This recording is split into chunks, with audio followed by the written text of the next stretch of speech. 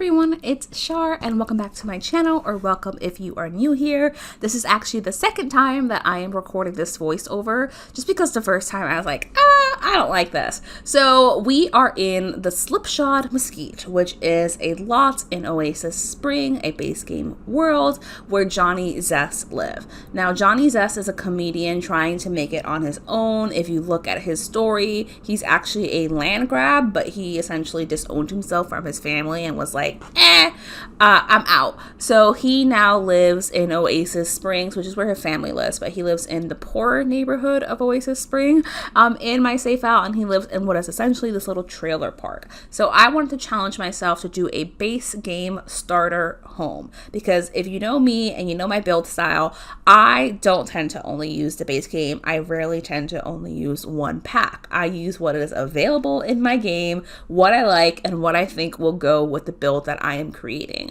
That's super fun for me, but this is the Shar Save File, which, you know, I've been going back and forth for years about if I will release this, but for now, I'm recreating the save file for myself, because when I play future challenges, if you don't know, I play a lot of legacy challenges on my channel. I just find them a lot of fun and love the legacy formats and the challenge rules for like all the variations of the legacy challenge that you can find. So I wanted to have a version of a save file that is exactly how I like to play. The lots I would want to see, the community lots I want to go visit with my sim, the kind of people I would want to be around, the little dramatic storylines for my sims who actually have jobs and skills and friends and networks and connections, so that when my sim meets another sim, it's not like they're meeting them and they're just a blank slate and I have to figure out that other sim storyline as well. This is all about creating gameplay and a save file that I can just continuously revisit, that's set up exactly how I want it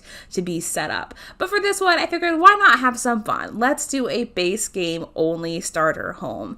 Now this does not turn out to be a starter. It's a little bit over a starter, and the reason that is that if you see the little money count on the bottom, a starter home for one sim is 20,000 simoleons. Johnny actually had 23,000 simoleons, presumably from his career, because I've turned off aging in my save file, so he's been working in the background while I've been creating other sims and bringing them into existence. So one of the major challenges I had with this build was actually how massive this lot is. It is so big, and for what? Johnny's house is not that big. He lives in a trailer. He's not in this like McMansion.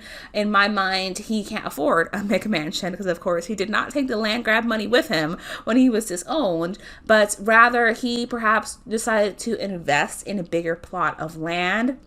And Johnny wants to be a comedian, right? He wants to bring laughter to sims of the world, bring joy, and really just butts heads aggressively with his family, the land grabs. So in my mind, I thought, hey, why would Johnny have this massive plot of land? And I'm thinking, okay, what if Johnny still loves property investing? What if he really is just into the idea of buying property and turning it into something else? So he decides to buy this big plot of land. But of course, in land grabs do it from like a very greedy perspective, in that I want to own as many things as possible and be as rich as possible. Johnny's not necessarily in it for the money, you know? He's in it because he wants to make the lives of other sims easier. So in my mind, in the save file, what you could potentially play out with Johnny's storyline, he hasn't got a makeover by the yet.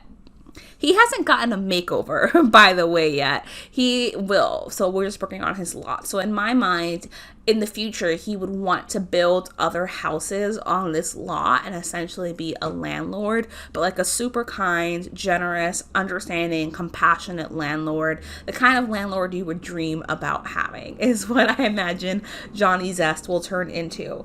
Another major challenge that I had with this build, surprisingly, it was not that it was base game only. I was completely fine with it being base game only, especially because I set up MC Command Center so that my cheats are always on, because man, I hated re-entering that cheat to unlock all of debug.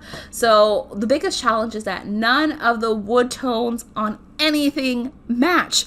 Keep in mind, I'm only using the base game. There are no other packs, and in the base game, still, none of the wood tones match. Like if you look at the stairs, to the wood of the floor, to the foundation, to the stair railings, to the columns, to the windows, they're all slightly different shades of wood that will continue on in the interior of the home as well. So that's definitely an area that I struggled with. And even like these little gardening things, I focus a lot on adding skill building stuff because again, Johnny's supposed to be well established in his home, so of course it would be full of his hobbies. The newest hobby, of course, for him is gardening, so wanting to grow something in his land. LOL, just kidding, have to re-record again.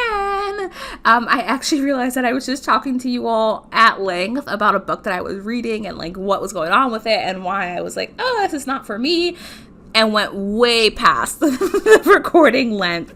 So let me tone it down because clearly I love reading and I get very excited about telling you what I am reading. So what I was saying initially, right, is that I'm taking part of a reading challenge called Whatever-a-thon. And it is a read along, which essentially just means that you and a bunch of other people, right, join this read along and you're all reading for the month of June. What makes Whatever-a-thon different is that Whatever-a-thon is literally exactly what it sounds like. You read whatever the fuck you want to for the month, and whatever you're reading is giving you points towards your team. So you join a team, you read, and then what you're reading gives points to your team. It's really basic. Reading anything, like even a single book, will get you 100 points towards your team. But of course there are fun aspects of it. There are challenges and bingo boards and prompts. Like for example, there is last letter, first letter. So if the last book that I read ends in E, the next book that I read has to start with E. Or there's a prompt that's like, read a book with a title that's only one word.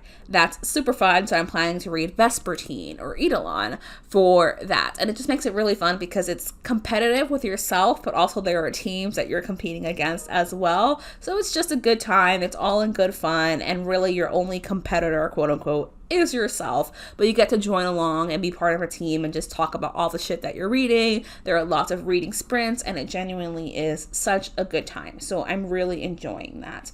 Now the current book that I'm reading is The Half-Orcs Maiden Bride. Now this is set in the same world as another book by Ruby Dixon, and that is like the Cyclops people, the King's Spinster Bride. Now, in the King's Spinster Bride, it's Cyclops people. Cyclops people are human, but they cut out one of their eyes and sacrifice to their god. They're really strong warriors, and people know them as the Cyclops. This half-orc lord is half-orc and half-Cyclops. The reason I mention that is the Cyclops people have very specific wedding rituals, right? Do you ever just pause and think to yourself, what the fuck? What am I reading? Like, what am I talking about? But the Cyclops people have wedding ceremonies that they have to do, right? So one of them is the revealing of the bride, where it's like this big party and the bride has to strip naked to show off her body to the people and to the king that she is about to marry. There is the tasting of the bride, which sounds exactly like what it is, okay? It's all about the husband proving that he can please his wife. And then the last one, I think, is like the taking of the bride, where they fuck in front of everybody to prove that, you know, they're married. The reason why that doesn't work for me in this book is that while this book is super sweet, I am not into exhibition. I'm not here to kink shame anyone. If you're into exhibition, like, go for it. This book is super fun. You're going to enjoy it. Exhibition abound. For me, it just makes me feel very blushy and awkward. I'm like, oh my gosh, what is going on? Because I put myself in the shoes of the female protagonist and I'm like, I would not like that. I would not like that. But it's still a really enjoyable. It's a sweet romance. This woman is 30, which I really enjoy because in romance novels, the woman's usually like 21, 22. I'm like, can we have an older protagonist, please? So she's 30, which is great. She, is also super, super tall, which is apparently like a bad thing in the world because she's not perceived as like willowy and delicate. So men are intimidated by her. But of course, not this half-orc lord who's like 10 foot tall. It's like, I don't give a shit how tall you are. If I had a bride that was smaller, I would literally break her. So this is what the story is about. I'm super excited. I'm excited for the readathon, but we're coming to more towards the end of the speed build. What I struggled with was a color scheme. Now, y'all know my favorite color is blue, and I particularly like blue and yellow combinations, even blue and oranges, so I didn't stray too far from my initial desire for that in this build, but I think it still feels like a little bachelor pad, but just with a bit more warmth in it. For example, Don Lothario lives up the road in this neighborhood, and he has the bachelor pad that I think is more reminiscent to what he had in previous games, so it's a bit more modern in comparison to Johnny's like cozy little trailer home, which he's built built out himself. Like I mentioned earlier on, one of the biggest challenges for this build was that none of the wood tones match. Like you can see that now, literally none of them match. But I decided that I ended up really liking that because it had the feeling that Johnny had gone out and over time just picked up like little pieces that he liked, and that's how he furnished his home. By the way, if you saw those two white windows in the living room next to the fridge, they have the exact same swatch on the exterior, but the interior of the window is white. While comparison, the other windows that are part of that same base game, they're the same windows, have a brown interior. Just why? Why? I don't know. But anyway, we're coming to the end of the build. I really hope that you enjoyed watching it. I love how this little house turned out. And if you're not already, please do make sure to subscribe because I would love to have you stick around. Bye, everyone.